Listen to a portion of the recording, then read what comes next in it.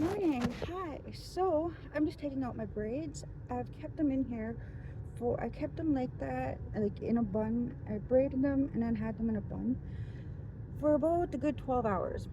And it's now 4 a.m. Uh, in Edmonton, Alberta. And this is day, day, uh, day 29. Living out of my car.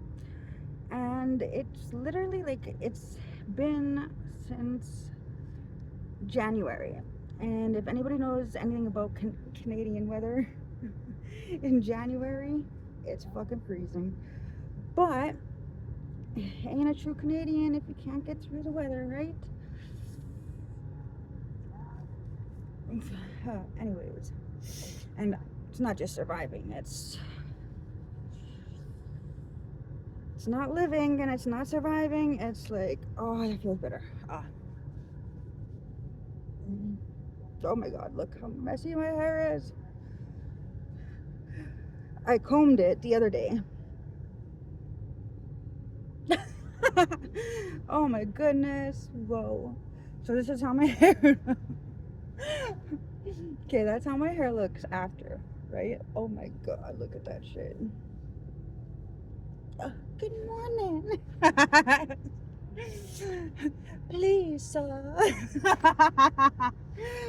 Fuck. Sorry, I had to do something. Anyways. Oh, oh my goodness, how fun. Anyways. Oh, it feels so much better. Okay. So, mm, anyways, that's my hair routine for now. But with this beautiful morning, early, early AM hours, I wanted to read you guys a few pages from there. Looks a lot better, doesn't it? Anyways, from my book. Needless to say, okay. Well, see, I have three different well, actually uh,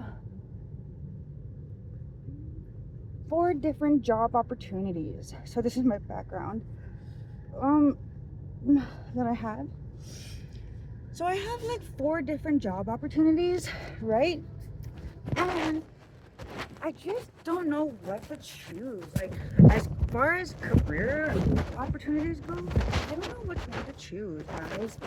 I need like help with deciding which ones to choose from, because it's gotten to the point where like even like I just don't know. Like I could become a paramedic. I have the brains for it and the education. I would definitely thrive. Or there's the equivalence to that option. I could become a mechanical engineer, or I could be a teacher.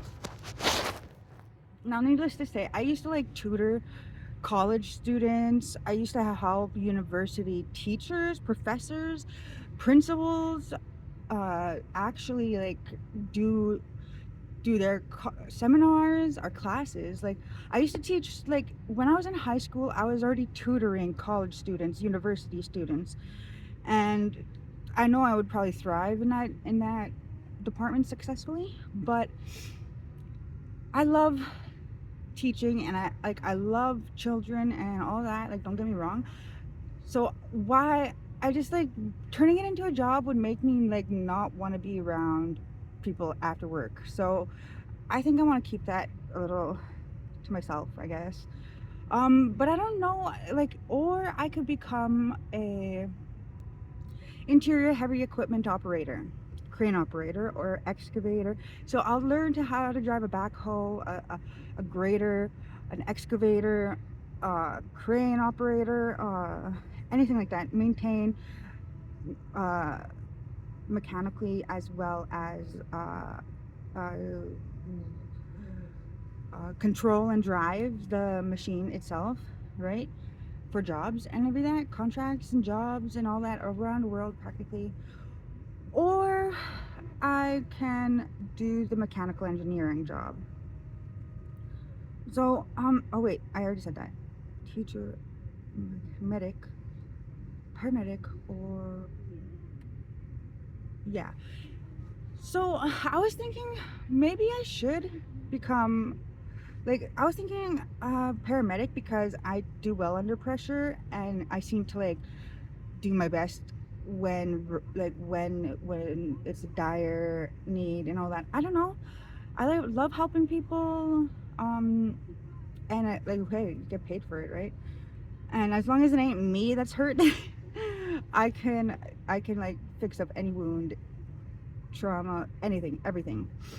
And or I could so see like, but then there's the how many years it's gonna take, how much training, how long the training is gonna be, how much do they even get paid? Is it really worth it? And the hours. So that's where that is kind of like at a standpoint for me. And then there's mechanical engineering. So if I'm going to become a mechanical engineer, I'm going to need a 24/7 around the clock nanny to hire, as well as the person's going to need their like diploma, right? So that they can actually be a home tutor, like a home teacher for homeschooling for my daughters, and also be able to travel with us, so no criminal record, and as well as a nanny slash doc, like slash home nurse slash cook slash chef slash baker slash uh, therapist slash down to the what are they called, chalet or whatever, you know, like so. And then you're gonna be able to work around the clock, right? So that my daughters and as well as my nanny could be with us 24/7 and come with me around the world as I do all these mechanical engineering projects and jobs and contracts that I'm hired for around the world, right? Designing all these bridges and the shape of a city or the shape of a block or the shape or the design, architectural design and increments and blueprints to right down to the nitty gritty, right? Or so see that's where that comes into play. I mean, like I'm smart, and yes, I could be an English teacher, and I could be a professor, and I could be a principal, and I could do this, and I could be that, and just be homeschooling my daughters myself. But with that, plus the mechanical engineering projects and contracts and jobs that I'll be doing while traveling, right? Then there wouldn't be no need for a nanny. Like then I'll just be hiring a nanny just to like do what? Watch me sleep. So see, that's where that comes into play. And then there's with the what was it?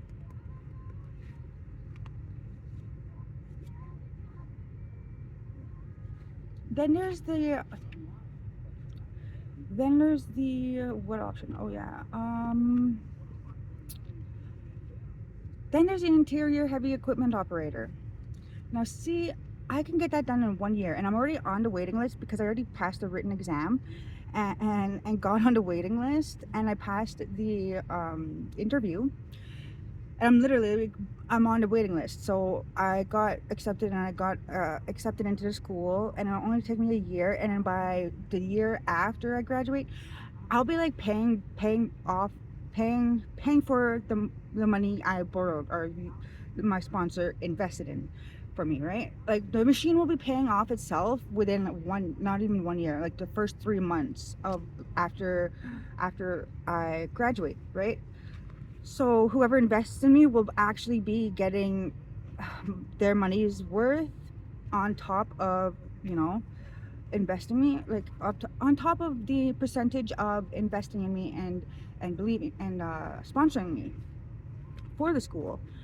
Anyways, so I'll be paying that off within like the first 3 months, right? And it'll be like basically sponsoring me would be definitely paying off in your pockets, paying you, and you're putting money in your pockets within 3 months, okay? 3 business months. So, therefore, um, my reservation, yes, I'm native, treaty native, Cree. So, my reservation turned down the fundraising for it. Therefore, but they definitely made sure that they trained everybody my age in the reservation, right? They hired their own freaking teacher or instructor to teach that class for the year because they knew I wasn't there. Anyways, just to make sure you really rub it in, right?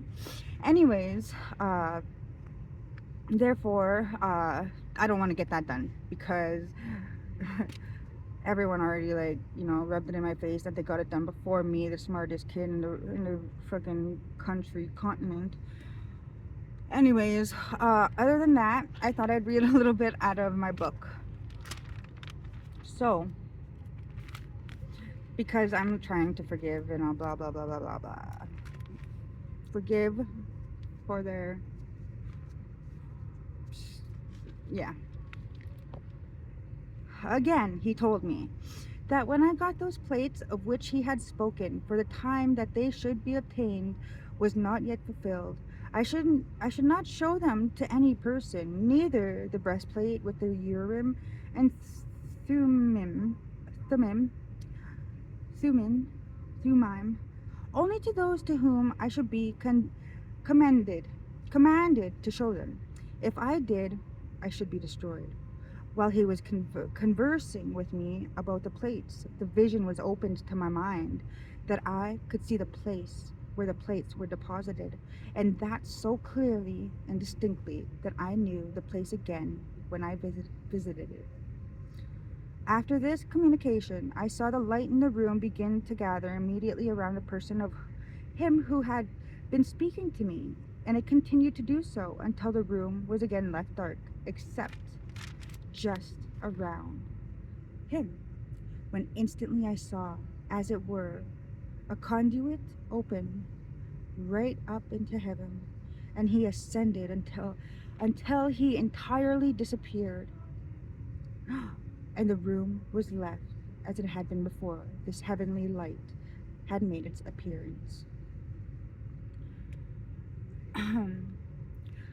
I lay musing on the singularity of the scene, and marveling greatly at what had been told to me by this extraordinary messenger, when, in the midst of my meditation, I suddenly discovered that my room was again beginning to get lighted, and in an instant, as it were, the same heavenly messenger was again by my bedside. He commenced and again related to the very same things which he had done at the first visit, without the least variation, which having done, he informed me of great judgments which were coming upon the earth, with great desolations by famine, sword, and pestilence, and that these grievous judgments would come on the earth in this generation. Having related these things, he again ascended as he had done before. By this time, so deep were the impressions made on my mind that sleep had fled from my eyes, and I lay overwhelmed in astonishment at what I had both seen and heard. But what was my surprise when again I beheld the same messenger at my bedside, and heard him rehearse or repeat over again to me the same things as before, and added a caution to indigent circumstances of my father's family, to get the plates for the purpose of getting rich. This he forbade me, saying that I must have no other object in view in getting the plates but to glorify God, and must not be influenced by any other motive than that of building his kingdom. Otherwise I could not get them. After this third visit, he again ascended into heaven as before, and I was again left to ponder on the strangeness of what I had just experienced. When almost immediately after the heavenly messenger had ascended from me, the third time the cock crowed, and I found that that day was approaching, so that our interviews must have occupied the whole of that night. I shortly after arose from my bed, and as usual, went to the necessary labors of the day, but in attempting to work as at other times, I found my strength so exhausted as to render me entirely unable. My father, who was laboring along with me, discovered something to be wrong with me and told me to go home. I started with the intention of going to the house, but in attempting to cross the fence out of the field where we were, my strength entirely failed me, and I fell helpless on the ground and for a time was quite unconscious of anything. The first thing that I can recollect was a voice speaking unto me. Calling me by name, I looked up and beheld the same messenger standing over my head, surrounded by light as before. He then again related unto me all that he had related to me the previous night, and commanded me to go to my father and tell him of the vision and commandments which I had received. I obeyed. I returned to my father in the field and rehearsed the whole matter to him. He replied to me that it was of God, and told me to go and do as commanded by the messenger. I left the field and went to the place where the messenger had told me the plates were deposited, and owing to the distinctness of the vision which I had had concerned it, I knew the place the instant that I arrived there.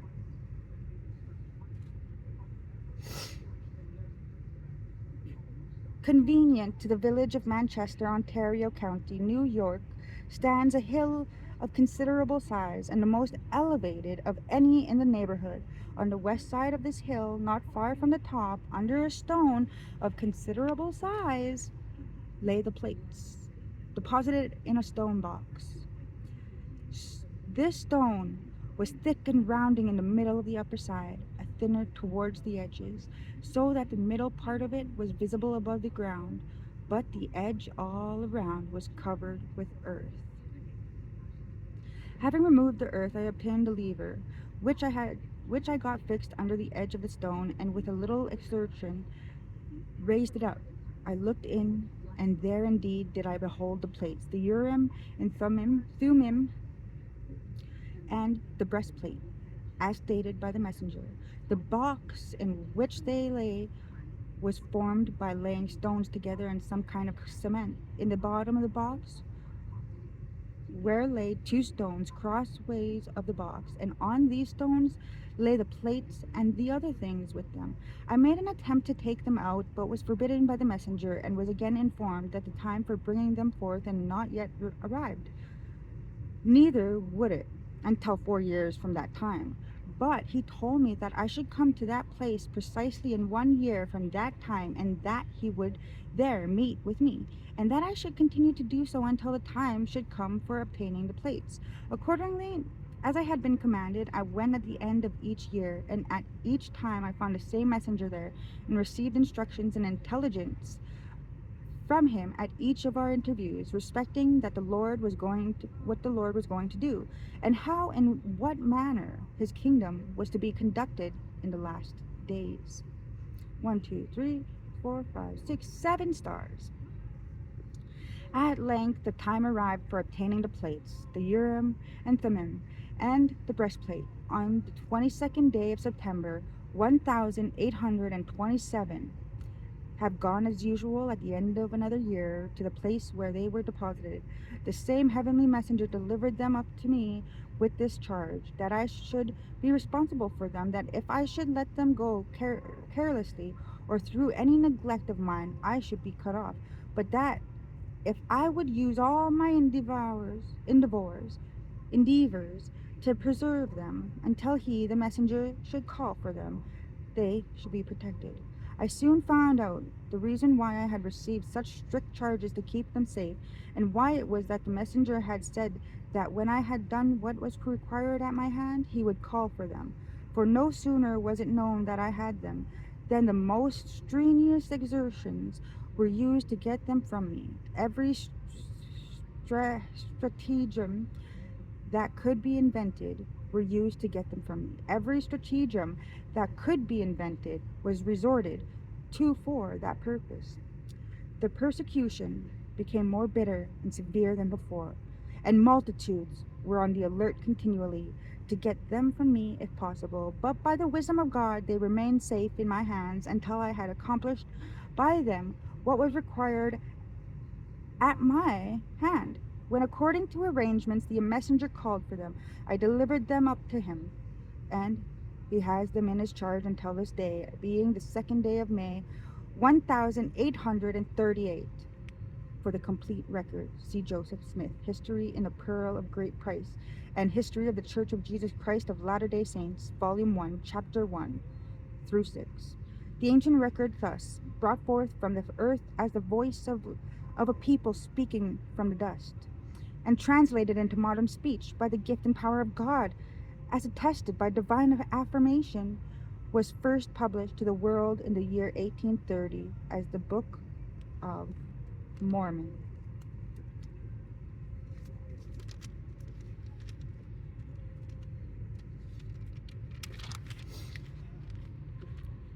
The brief explanation about the Book of Mormon. The Book of Mormon is a sacred record of peoples in ancient America and was engraved upon sheets of metal. Four kinds of metal record plates are spoken of in the book itself. The plates of Nephi, which were of two kinds, the small plates and the large plates. The former were more particularly devoted to the spiritual matters and the ministry and teachings of the prophets, while the latter was occupied mostly by a secular history of the peoples concerned. 1 Nephi 9 2 to 4. From the time of Mosiah, Messiah, Mosiah.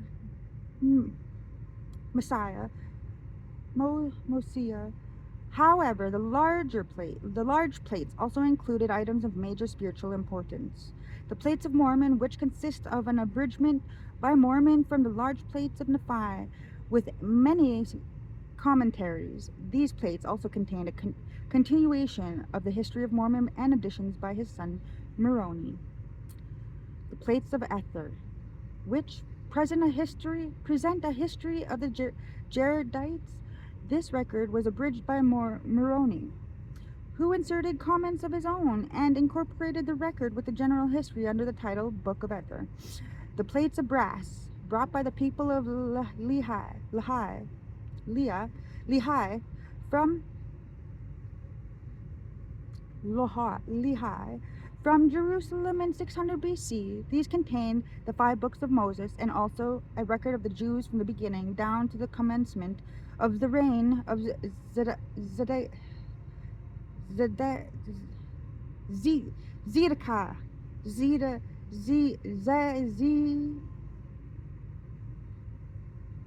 Zedekiah, king of Judah, and also the prophecies of the holy prophets, 1 Nephi 5:11 to 13.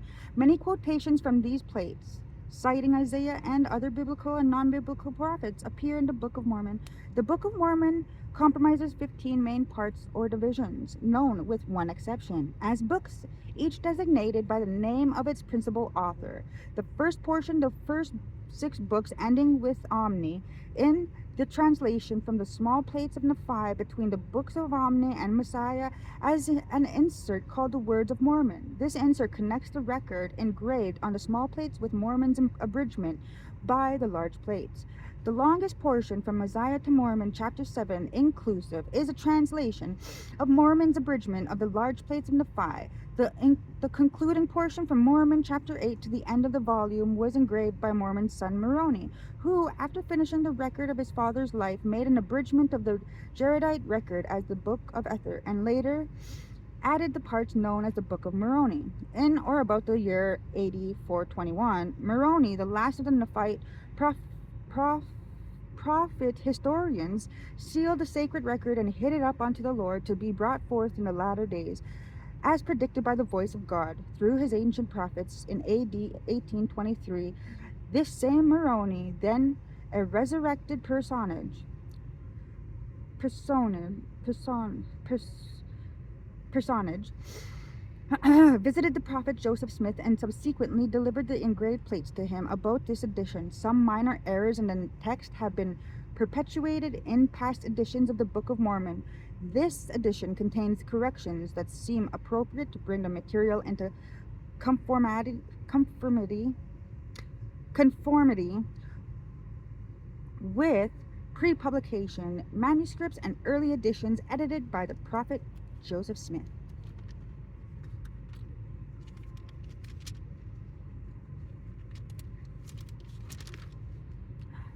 So illustrations. 1. The Lord Jesus Christ, painting by Heinrich Hoffmann.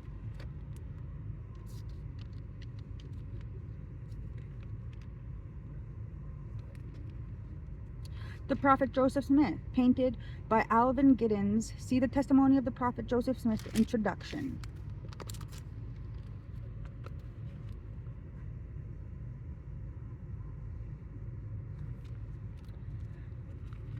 Number 3.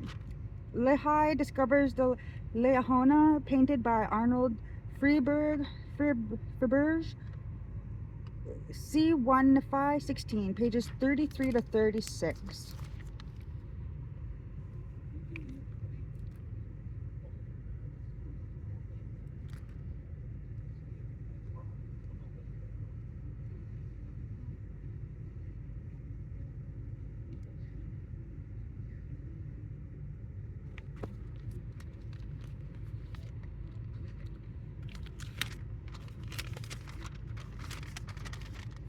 Five. Alma baptizes in the waters of Mormon, painted by Arnold Faberge. See Mosiah 18, pages 180 to 183.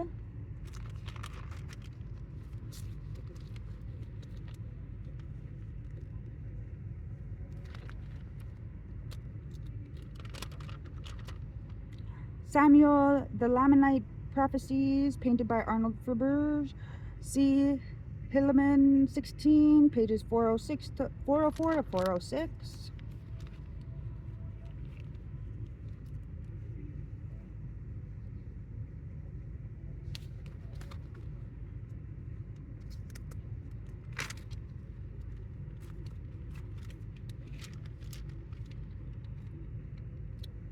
Jesus Christ visits the Americans, painted by John Scott. See 3 and 5, 11, pages 427 to 430. And then the last one will be Moroni Burries, the Nephite record, painted by Tom Lavelle. See Mormon 8, pages 481 to 484. Okay, so that's that one.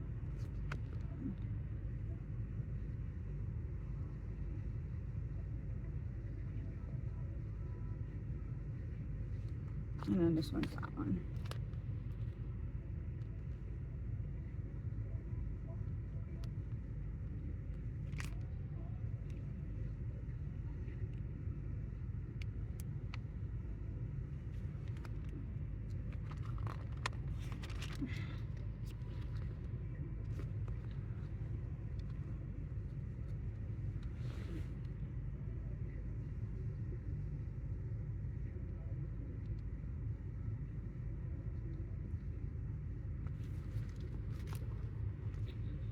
So names in order of books in the Book of Mormon. Name. First Book of Nephi, Second Book of Nephi, Book of Jacob, Book of Enos, Book of Jerome, Book of Omni, The Words of Mormon, Book of Messiah, Book of Alma, Book of Helaman, Third Nephi, Fourth Nephi, Book of Mormon, Book of Ether, Book of Moroni. Abbreviations and designations and footnotes and index. Old Testament, New Testament, Book of Mormon, Doctrine and Covenants, Pearl of Great Price. The first book of Nephi, his reign and ministry. An account of Lehi and his wife Sariah and his 4 sons being called, beginning at the eldest, Laman, Lemuel, Sam, and Nephi. The Lord warns Lehi to depart out of the land of Jerusalem, because he prophesieth unto the people concerning their iniquity, and they seek to destroy his life. He taketh 3 days' journey into the wilderness with his family. Nephi taketh his brethren and returneth to the land of Jerusalem after the record of the Jews, the account of their sufferings. They take the daughters of Ismael to wife. They take their families and depart into the wilderness, their sufferings and afflictions in the wilderness, the course of their travels. They come to the large waters. Nephi's brethren rebel against him. He confoundeth them, and buildeth a ship. They call the name of the place Bountiful. They cross the large waters onto the promised land, and so forth. This is according to the account of Nephi, or in other words, I, Nephi, wrote this record.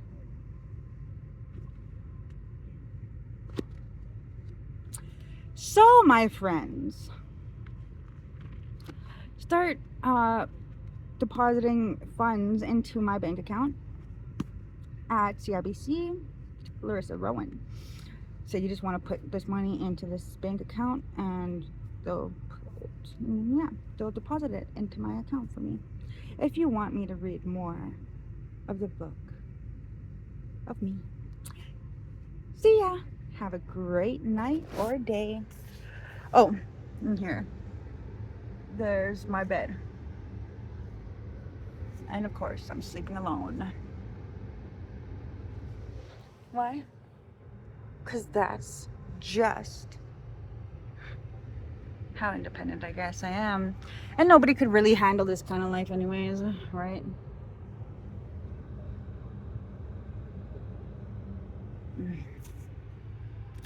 Anyways, thank you for not spending this night with me. Peace, you suckers. Chat. See y'all later.